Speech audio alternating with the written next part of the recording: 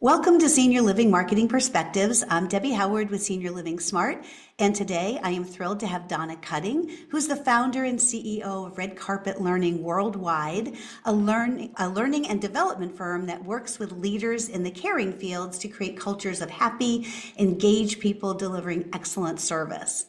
She's the author of 3 books, including one of my favorites, 501 Ways to Roll Out the Red Carpet for Your Customers. Donna has been named one of the top 30 global gurus. Congratulations, Donna, a guru. I love that. In service several times in a row, and red carpet programs are being used throughout the US, as well as in South Africa, Australia, Canada, and Spain. So welcome, Donna. Hi, Deborah. I'm so glad to be here. Thank you for that great introduction.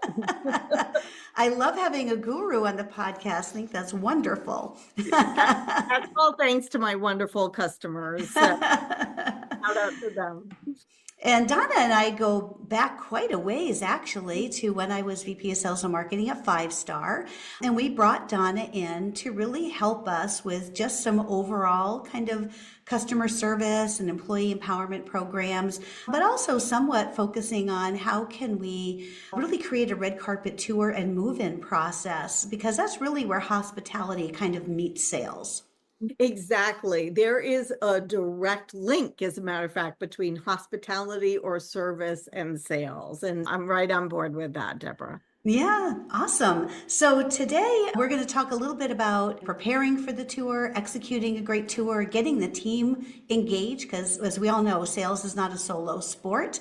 And then also really the promises that we make in the sales process and getting into the transition into the community and all of those touch points. So I'm thrilled to dig in. So let's talk about tour planning. How can the planning and kind of up leveling of tours really impact sales? And what are some of the things you put into place that you've seen impact?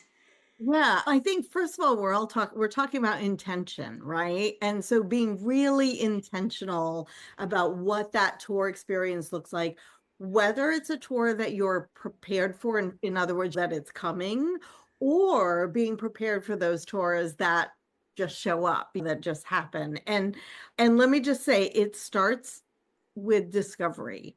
So one of the things that wasn't in that introduction that I'll mention is that now not only am I a consultant to the field of senior living, but also I'm a family member now of Yeah, that's someone right. who is living in memory care now, but was in assisted living to start. And so we went through that whole process. And I'll just say discovery, really understanding, yes, the needs and the wants and the history of the person who may be moving into your community, the prospective resident. But also, I'm going to say being there for the family member, because I can tell you right up front that I've worked in this field now for 4 decades when I was actually in a job, and now as a consultant for 26 years.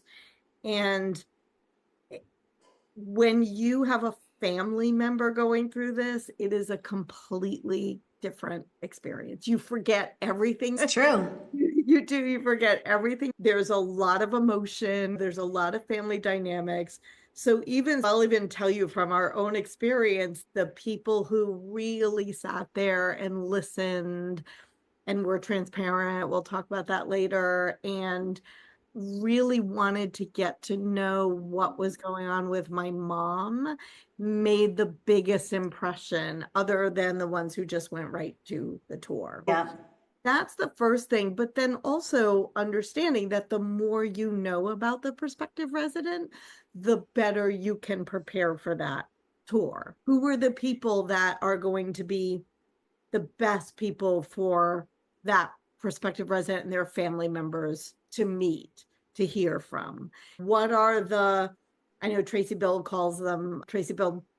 Build and Company calls them the one extras, right? What are the one extras that are going to be actually meaningful to that person and that family member? Because really, this is a significantly emotional time for everyone. And so the more, if you really think about how do I want people to feel during the tour or before the tour, during the tour, and after the tour. What are the emotions you want to elicit and or tap into? And then what are the strategies? Whether it's really deeply listening, planning for those one extras, planning for the people that they want to meet, where are the places you're going to take them? Because, that are really going to be meaningful, as opposed to here's the mailboxes, which is fine. It's fine to show the mail. Where do you want to spend the most time? Because that's what's going to provide that feeling of safety, that feeling of those positive emotions, those feelings of connection that are hopefully, if you're the right fit, hopefully are going to help you make the sale to that resident. Yeah. So it's really how do you become memorable and how do you create that sense of belonging and safety for the family member? Yeah, that's huge. I think the sense of safety. And then also, I do want to say, the more you understand is so important. So again, that discovery piece, and then understanding that what is it that you bring to the table, and that it might not be a fit for everybody, but that who the people are that you're a fit for. So I'll give you an example. So we were looking for an assisted living for my mom. We really narrowed it down and we did our research, Yeah. so just that's also something to understand, is that we looked at every possibility in the area where we wanted to look. We looked at their websites. We called a few. Based on how the phone was answered, we Yeah. narrowed it down. And then we really narrowed it down to 3 places. And 2 of them were strong contenders. And at the end of the day, it was basically because one of them was really fancy, like a fancy hotel. One of Yeah. them was beautiful, but a little more homey. And we knew that a little more homey was going to be right for my mom. That's Right. not for everybody. There were plenty of people, I think, that would have, where the other one would have been a good fit. So just knowing what your strengths are, but then also understanding the person that you are trying to invite into your community, and what are going to be the things that are really going to hit that person, be people to that person, as opposed to just a generic, here's our lovely lobby and here's Yeah. that kind of thing. Really lean into your strengths and differentiators. You can't be all things to all people. If you're homey, be homey. If you're luxury, be luxury. And people will feel that difference. I know when we were working with you at Five Star, you had talked about, and this was 15 years ago, about how colleges really had been doing some creative things to create that sense of belonging and excitement, and we're expecting you, and even as something as simple as like the signage. Can you talk a little bit about what you learned through that experience and how it can apply even in senior housing? Yeah. So that's a specific university, actually. So that was High Point University in High Point, North Carolina. And by the way, I couldn't even tell you now, like the extent that they have grown through their experience. They've been at the top of the US News reports. Yeah. University won several awards. They've grown their campus. And really, even through COVID and through recession times where other colleges and universities, private universities, were not doing well, they were accelerating. And a lot of it was, going back to that word, intentional. They got very intentional about the tour experience for prospective students. So the first thing when people drove in, first to note, they drove in through security gate, had a very wonderful security guard who greeted them with a huge smile and all of that. And then she told them where to park. When they drove into the parking circle for the prospective students, there were these signs and they would have people's names on them. So Deborah, do you have children yourself? Yeah, yep. We did the whole college thing. Give me a name of one of your kids. Oh, Scott Scott. Okay. So there would be, and what's his last name? Baldessari. Baldessari. Okay. So let's say you would drive into the circle and you would find the sign that said High Point University welcomes Scott Baldessari. And like any good mom, as you park in, you get out, you're getting your iPhone out and taking a picture right next to Yeah, the, because there are lots of them that's been copied now, but at the time nobody else was doing that. yeah, Then you go into the building, there is someone there to greet you. Scott's name again is on a screen as the special guests of that day. There's coffee, there's juice, there's water, there's snacks. There's the welcome agent is like chatting with you before your tour guide comes. And then specifically in universities, a lot of times when you take a tour, you're walking through the campus with 50 other families. In this case, it's one or two other families in a golf cart, right? And yeah, so instead of walking, and then really looking at what were their differentiators. So one of the things that I love, one of the stories I love is that they have a valet parking for the students near the dorms.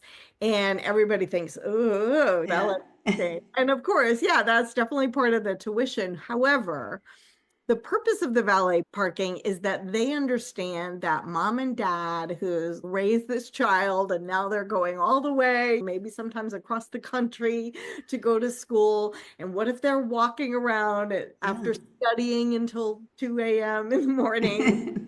And then they have to walk all the way through a dark parking lot to get to their dorm room. That is a concern. Yeah, And so they just took that concern away by adding valet parking. So that's the other thing. So yes, all of the special things. So the signage when people come in, yeah, and I see a lot of senior living communities doing that now more than they were doing 15 years ago. yeah, Lots of times the signage, having the person at the front desk know who's coming. I'd love to talk about that in a little bit. yeah, To understand, not just to make them welcome, but make them feel expected, not yeah, just welcome, but welcome and expected. And then really understanding the more you can understand what the actual concerns are before they come for the tour. And if it's a surprise tour, like before you walk them around, the more you can think about, okay, how are we going to address this concern hmm, in like they did at High Point University in a way that's going to make them, again, it's all about feeling safe. It's all about yeah. like that trust factor.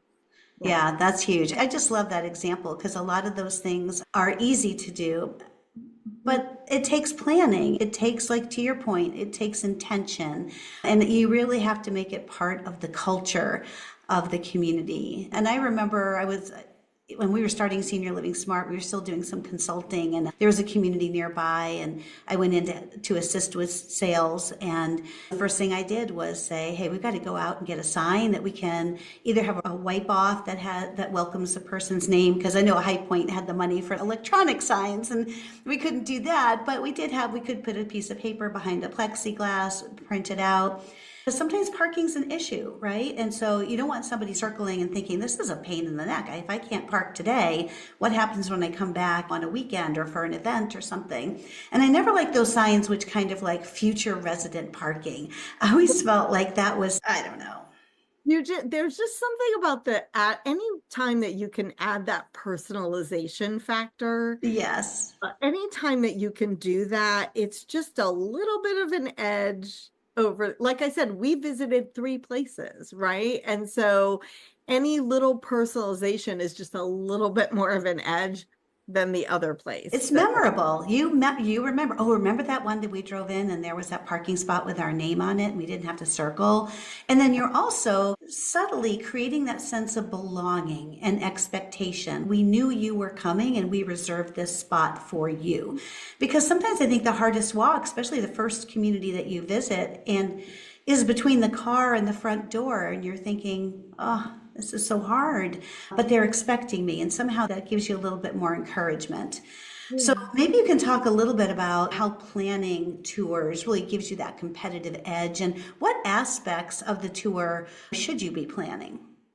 Again, it's all about intention and not just winging it. And so I would really look at, first of all, really knowing the discovery. Okay, so what are the needs and the wants? And also, what are some things that you're hearing behind the underneath between the lines? The Ritz-Carlton would say the express and unexpressed wishes of our guests. So if there's anything you're here, any concerns you're hearing between the lines that you can address. Okay. So now looking at all that information that you got, who are going to be, where is it? Where are the best places for you to take them in your community? What's going to make the best impression? If you hear things that are potentially not where you might not be a fit or there might be a concern, how are you going to address that objection and before they even bring it up, but you're hearing that in discovery? Who are the people, which residents would be great for them to meet, and which team members would be great for them to meet? And then are you going to put a sign? What are the personalization factors? So whether it's a sign, whether it's that in the model apartment, there's a book that relates to something that they really love, or maybe the welcome sign is also in the model apartment, right? What activities are going to be something that they're really going to connect to, right? So that could even be if it's possible for you to plan the tour Yeah. around activities, that's great. But if not, making sure they speak to your life enrichment coordinator. But I also want to say this, it's not just the people in sales and marketing that should be ready for this tour. It's also the entire team. And I know one of the things that we did, this was with one of the 5-star communities, and we did actually shorten their sales cycle as a result of this. We got their entire team tour ready. So here's what that looked like. The marketing, sales and marketing people used to go to the department head meeting and they would say, here are the tours that we have coming in. And that was pretty much about it, right? So we developed these sheets that had a lot of non-HIPAA violation Yeah. information that they could share with everybody on the team. So first for managers, things like, again, who are like, were they veterans? Did they have a cat or a dog? Or what were their favorite hobbies? What were their favorite sports teams? Things that they found out right in discovery. And all of that would be on the sheet. Points of connection. What are all the different points of connection that you can make with this prospective resident? Now, that's great, but it used to just stop at the managers. And the one little shift that we made was that we had all of the managers sharing that information every day at a little stand-up meeting or on a bulletin board with their team member, with their regular staff, right? Hourly team members. And so then we trained their team members and talked to them about the importance and the role that they played in terms of these tours. We even had them practicing skills like eye contact and smiling and connecting with the resident, the prospective resident. And I remember in less than 3 days, I think I was at one community for 3 specific days of training. And on the first day, that marketing director was crying to me about the way things were going. And then on the third day, she came in crying again, thanking me and thanking everybody on the team because in just a matter of 24 hours, by setting that expectation and giving people skills practice and kind of a fun communal Mhm. thing, the whole team was fully engaged in those tours in a way that she had never seen before. And it was so simple. And I remember it was the maintenance person who was manager on duty one time who said to me, wow, the meeting and greeting really works. He was so excited because he got a bonus because he got a check that day. Yeah, and it wasn't even sales and marketing that gave the tour, it was the maintenance director. And so, yeah, it's like everybody plays a part in it. And the more you can prepare your team members to do a great job, the better impression and the more people are going to connect and build those relationships. Yeah, and that community was like 96% occupied, so they could have been very complacent. Hey, we're almost full. We're not a focus community. We feel successful. But that difference between 96 and 100%, just from an operations perspective, that's pure revenue. Yeah. And I think the community actually where the marketing director came in with a different one wasn't the one that was 97, but we did have one that was like 96, 97%. And I do remember them. I remember getting the feeling like they thought they had nothing left to learn. And then when they implemented these things, and the maintenance director was from there, they actually went up to 100% in a very short amount of time. And the executive director definitely said, oh, yes, this is what gave us the competitive edge. That's Yeah. awesome. Tell us a little bit about your surprise and delight and your take two process. Yay. Okay, so we'll start with surprise and delight because I've got a great little tip for you, and it's called Secret Stash of Swag. So everybody gives the folder, maybe Yeah. mug full of candy with your logo on it, and all of that's great. But what if you really thought about who is this person? What's something that's going to be meaningful to them? And you give yourself that little edge by personalizing that surprise and delight. Here's something that some of our customers have used very effectively because a lot of times people get burnt out on the surprise and delight, right? I have to run out every time I have a tour. Yeah.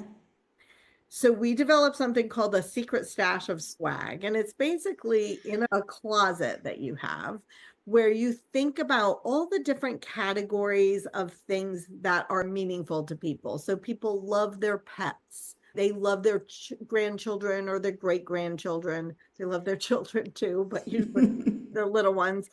They love their hobbies. They love their sports teams. They're proud of the fact that they were a veteran, a United States veteran, all of these different things. They love specific types of music. So if you think in those categories and then you just stock a closet with, it doesn't have to be expensive. It could be flag pins for veterans, right? Treats for dogs, treats for cats. One of the communities, they use balloons with sports teams on them. So those Mylar balloons, and they had Yeah. to blow it up. Now, this community was in New York, so they thought everybody was a Yankees fan, but then they realized to their dismay, not everybody was. So they got a bunch of them with different sports teams, but just so that you have it. And so you prepare that if you know the tour is coming in. But that's another thing. If you don't know the tour is coming in, Yeah. you can be ready for when you hear these things. And then as they're leaving, maybe you didn't make the first impression with the sign because you didn't know they were there, but you can make that last impression with a Patriots balloon. I'll say Patriot, right? You're from Massachusetts. Yeah. Yeah. Yeah. Patriots balloon. Yeah. Or something like that. And so or the flag pin, or like, here's a little something for Snowball or whatever. Yeah. You're making that personal connection that very few other people are making, right? Very few. Yeah. I love that.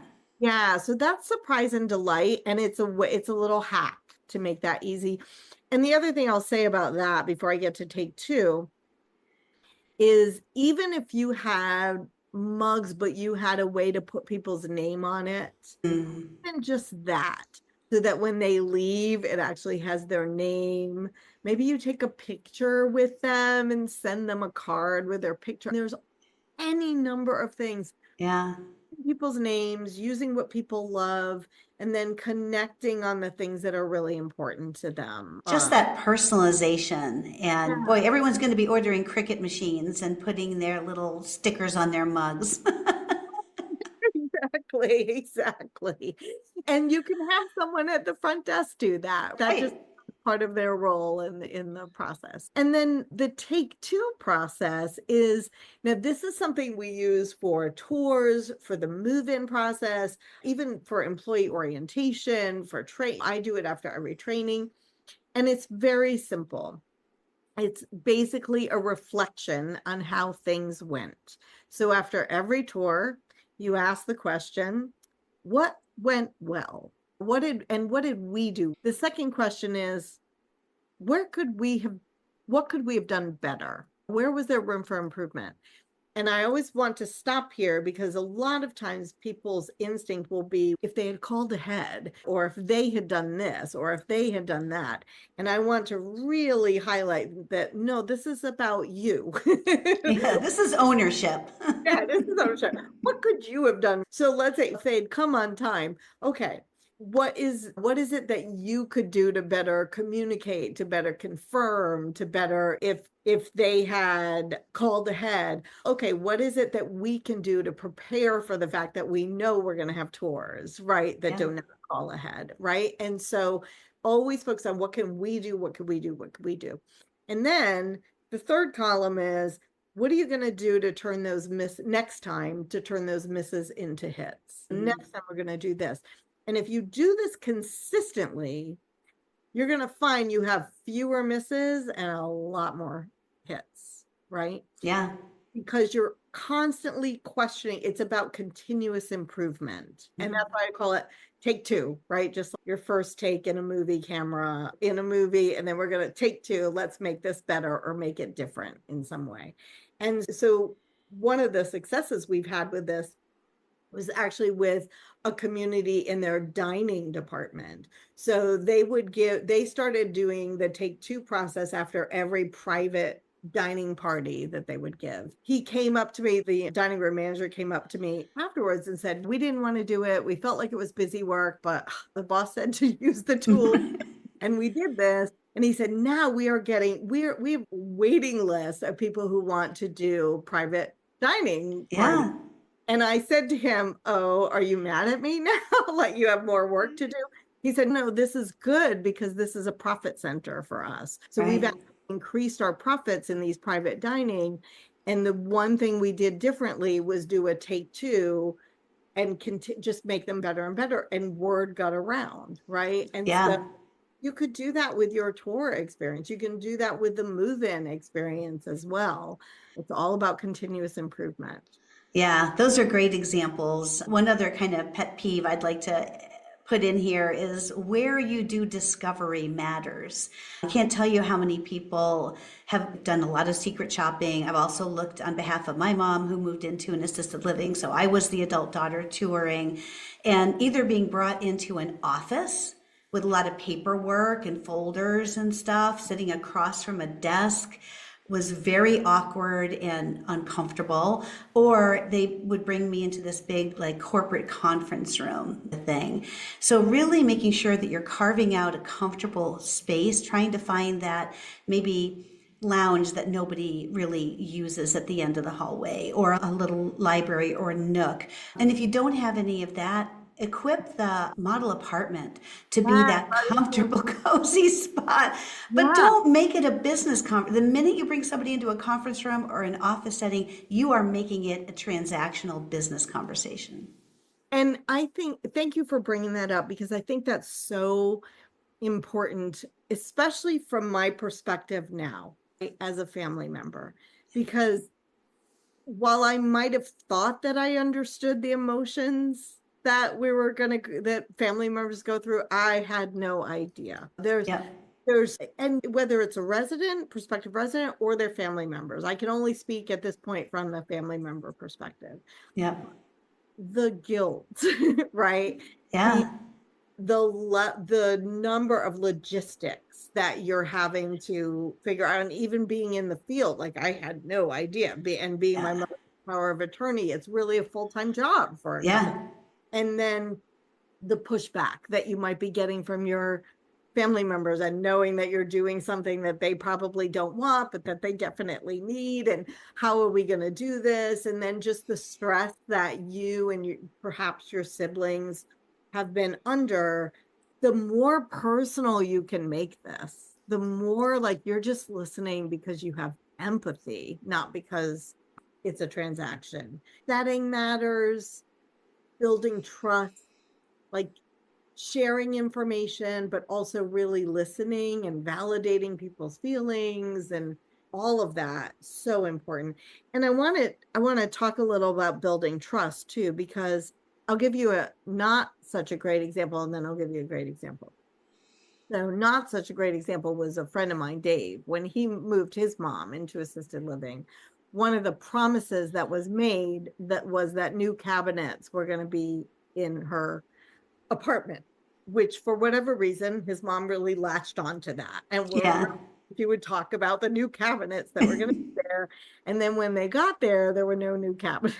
Oh, how do you recover from that? I know. And then so he called, they'll be there tomorrow. And then no. And then a week later, and then the executive director actually stopped answering, like responding to his Oh, call, which probably they were thinking once we have some information, we'll call him back. But that did not make a great impression. And I remember Dave telling me that he and his brother, they were so happy that couldn't have gone better, so excited.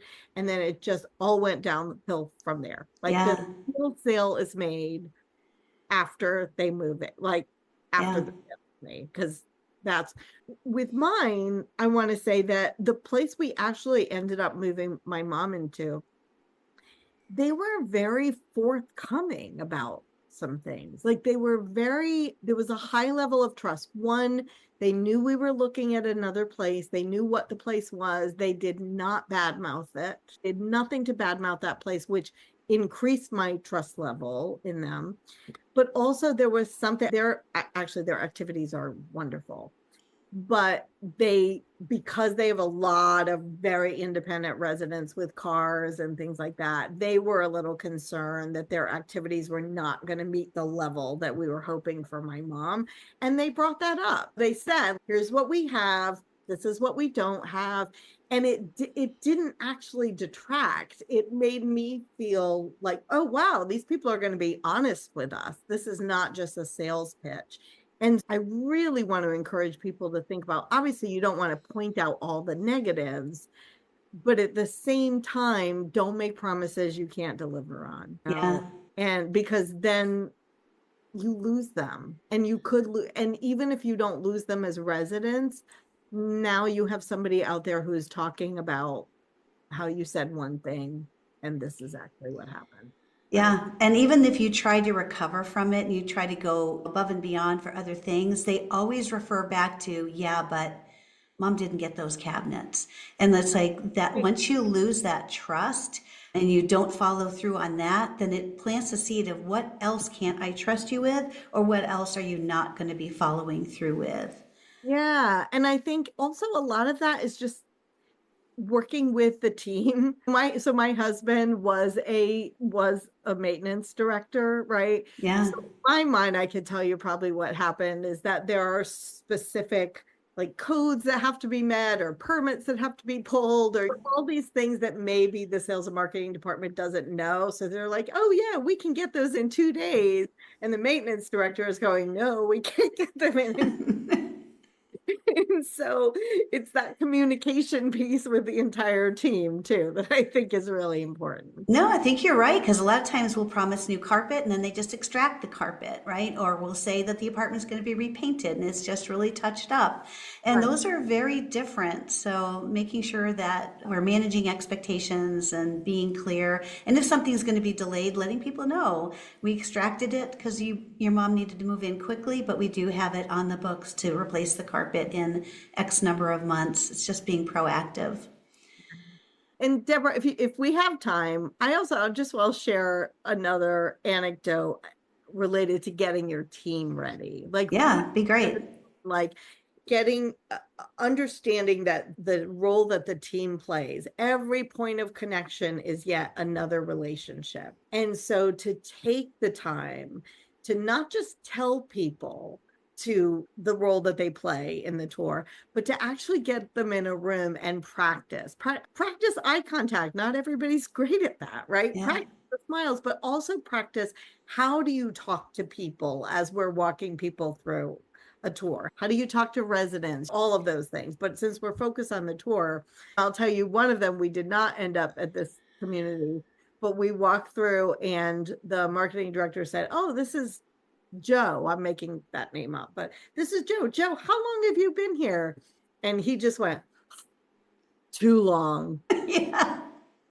I felt so bad for that marketing director, but it did make an impact. My sister and I in the parking lot afterwards going, "He doesn't like working there." So really the importance of that too, because those are the kinds of things that people are looking at. Yeah, and I think the last thing we can really touch on, I think it dovetails well with this, is making sure that people meet your team members before they move in so they don't always come back to the salesperson because you haven't transitioned those points of connection. Because I feel like a lot of the misses happen in that handshake between sales and then the operational team. And that really impacts building brand ambassadors who are going to leave you positive reviews and are going to participate in your friend and family referral program. And people are talking about you negatively or positively. So you might as well make sure you're doing everything you can to give them good things to say. And also everybody has different information, right? So in the place where we chose for mom, they did that really well. We met not just the sales and marketing director, but the executive director, the DON. They brought us in to meet some of the staff. We met some of the staff along the way.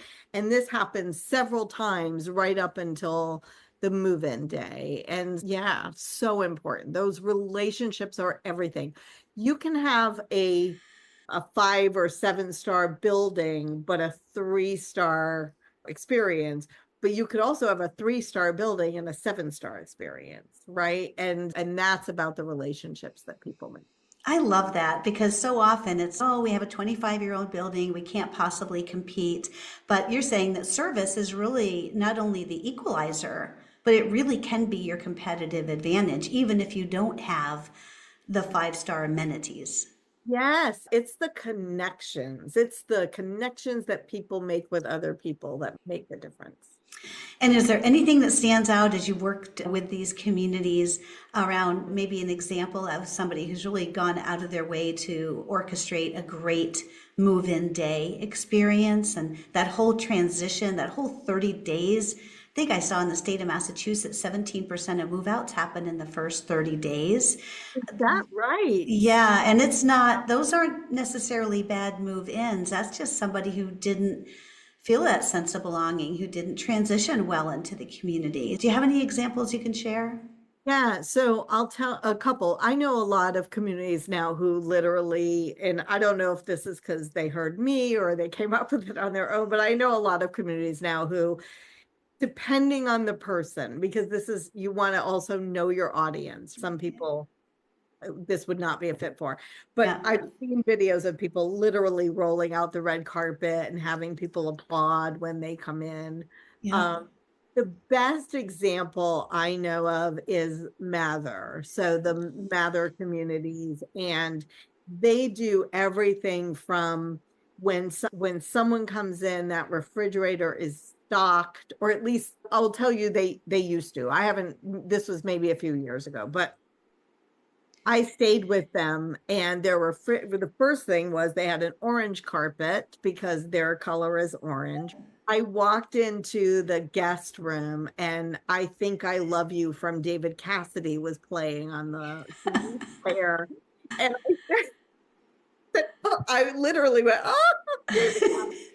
And then I asked, and they told me that for every guest, but also every new resident, they find out what their favorite song is, and it's playing when they walk into the commute into their apartment. Wow. And when they go down to the dining room, so I went down to the dining room for lunch, and they had my name on the menu. And Wow. I'm gonna tell you, this is actually a great little tip. So I asked, it was Gail at the time, I asked Gail, I said, how come you can get all this done when a lot of my other clients will fight me tooth and nail? Right. It's 4 steps. Number one, we have one idea, 1 or 2 ideas at a time that we're trying to implement. So we'll come up with, say, let's put the name on their menu for the first week. Okay. Number two is we have all the little conversations about the logistics of making that happen. Number three is that we expect the pushback. So in other words, everyone's going to push back and say it's not possible, right? And Yep. that just expect that's going to happen. But we keep having the conversation until we get to number 4, which is we're going to test it out, try it, see how it goes, and refine it until it just becomes the way we do things. And that's what happened with the name on the menu. It's like, yeah, they had who was going to own it, how much time it was going to take, how they were going to do it. But they just kept having the conversation like, no, we want to get this done. Let's figure out how to get it done with everybody. And then now it's just something that they do. That's wonderful. And they had just the basics in the refrigerator. So if you needed a cold drink, or Yeah. think about move-in day and how chaotic move-in day can be. And Also, just information. I'll just say that as a family member, like the more proactive you could be, especially if you don't have a move-in coordinator, because typically what would that move-in coordinator do is like helping you with the move. So if you don't have that, even just a printed, this is what move-in day looks like. Here are the resources. Here's who's going to be here to greet you. These are the best times to have your move-in company. Like all of that just printed. So you're, as family members or as residents, you're not having to call and find all that information out. What are all the questions people ask? Put it on a fact sheet. Even yeah. that wouldn't be helpful. Yeah, I love that. I know when my mom moved in, some of the simplest things, like she didn't know how to work the heat and air conditioning. Like when you move into a new place, like it's all different. That microwave has different settings than your microwave at home.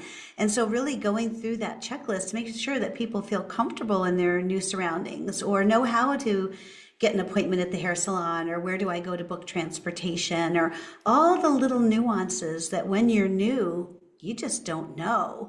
And those ambassador programs where somebody can take a new resident under their wing and have the first few meals with them and show them around and show them the ins and outs of the community from the resident perspective. Yeah, absolutely. And I'll also add the more everything you learned in discovery, and I understand privacy protection laws, and at the same time, the more information you can share with the key people who need to know, so that the DON, the executive director, the sales and marketing person, the dining director, like everybody's on the same page and has information. It's not being so that there's not, it's like I just punched in my last 4 digits of my social security number. Why are you asking for me this again? So Yeah. the more people can be on the same page, I think the better. And sometimes I think that's missing. Yeah, I agree. I think August Health, give them a plug. They have a great kind of a family portal. So families can just add the life history and the stories, and it shares automatically with the rest of the team. And it's surprising to me how many communities are still paper-based, and they're having you fill out page and page of the same information over and over again. And then you move in and find out it wasn't really shared, and you're answering the same questions after you move in that you've already been through Right. before. So it's really putting yourself in the place of the resident. I love David Smith, prospect centered selling. Prospect centered selling doesn't end with the sale. Like everything should be around through the eyes of putting the prospect at the center of what are they going to do when they move in and have their first night in this apartment? Are they going to know how to set their thermostat to be comfortable? Are they going to know how to turn off the light or the lamp that might be in a new place? Like, how do you create those experiences for your team to then be able to have the empathy and the emotional intelligence to create the right environment? Because in many ways, as we've talked about before, getting that check is the beginning of the sale. It's not the end. Right. Yes. So that's really going to, are they going to refer you to others? How are they talking about you out in the community? Are you going to get those positive reviews? All of those depend on not the tour experience, but the move-in experience and beyond. Donna, thank you so much for coming by and sharing your senior living marketing perspective with us. If people want to get in touch, we're going to make sure that everything is in the show notes. And Donna, I think you and I are going to try to host a webinar walking through some of these best practices in the near future. Yes, absolutely. So we can even set that up so we have a link that we can put in the show notes. That would be great. And if anyone wants to reach out to Donna to help her create your tourific experience and move-in process, Donna is the best place, LinkedIn? You absolutely connect with me on LinkedIn, but also you can visit our website, which is redcarpetlearning.com, and then email me. It's very easy, Donna, Donna, at redcarpetlearning.com. Thanks so much, Donna. Thank you.